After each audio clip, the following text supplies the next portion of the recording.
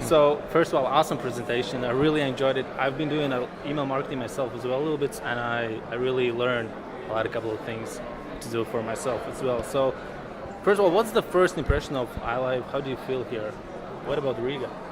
So thank you, I'm glad you enjoyed the presentation. iLive, really good conference. I haven't seen much of Riga, but what I saw I enjoyed. So I had a really nice dinner and walked through the old town, which was very nice. I find most places are, to me, they're places, but they're full of people, and I've enjoyed meeting all the people here, so that's great. And great audience and great actual lineup of speakers and content. Cool. What is your personal opinion on today's email technology? My opinion on email technology is it's better than it's ever been before. So I guess, and this is what everybody does, it's your job to sell stuff. And it's our job to sell dreams before they become reality. So if you were to say to me the one-to-one kind of right person, right message, right time message, which has been being sold for maybe the last 4 or 5 years, I would say it's only become a reality in the last 12 to 18 months at the most. So from that perspective, it's better than it's ever been before, and a lot of the one-to-one capabilities are now an actual possibility rather than a dream with a lot of hard work to make it nearly work.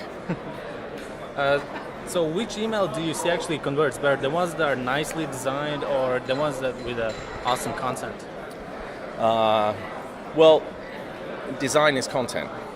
So I would say that if I was to advise somebody about what the most important things are in terms of return on investment. So if your boss increased your budget by 20%, how should you spend it? Okay? All right. In terms of ROI, number one is growing your list.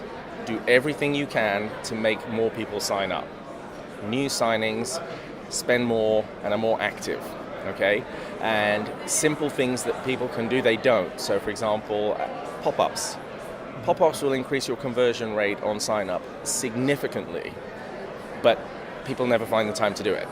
I've never heard an organization, very few organizations have a target that says every month our list must grow by 1% or 2% or 5%, or we take our unique visitors and we must convert 2% of our unique visitors every month into email.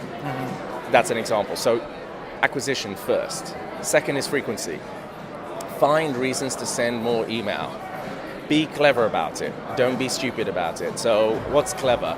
You do 5 days of deals, or something special, or 3 deals in 3 hours. Not every day, because that's silly, but every once in a while you find a reason to increase email, and then in total over the year you've increased your frequency.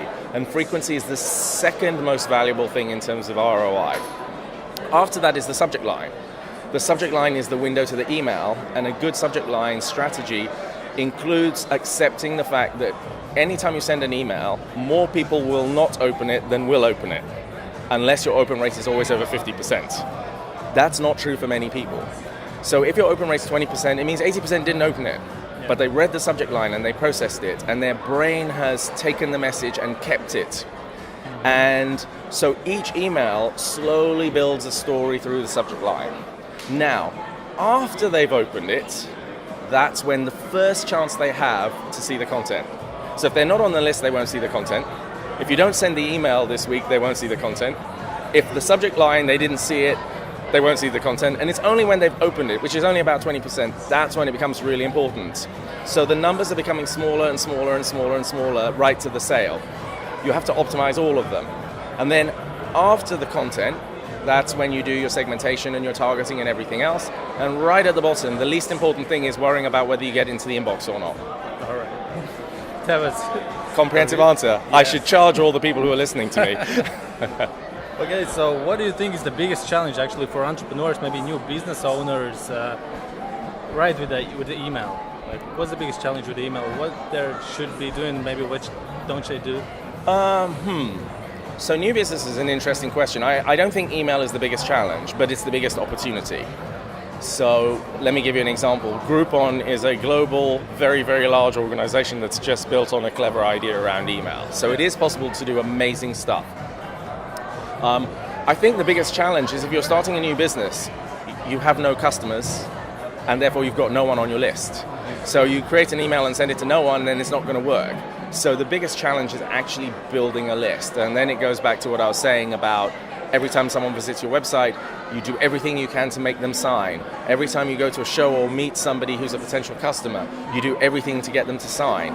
If you're in B2C, you try and find a situation where, if they come to the store and they buy something, you ask them for their email address. In the US, they're doing it a lot, so you get your receipt. They say, do you want your receipt via email? You collect their email. If you have a call center, everybody gets incentivized to collect the emails. And then you have a list, and when you have a list, you have your own channel. And I would say that's where it's where you have to start.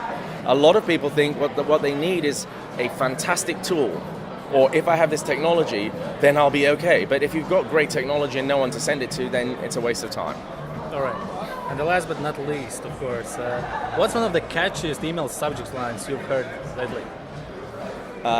The funniest one I ever saw was, or the catchiest one, the one that I always remember was, by the time you finished reading this subject line, another person will be a social media expert. All right, that's about it. It was great talking to you. Nice to meet you. Enjoy your evening. Thank you. Thank you.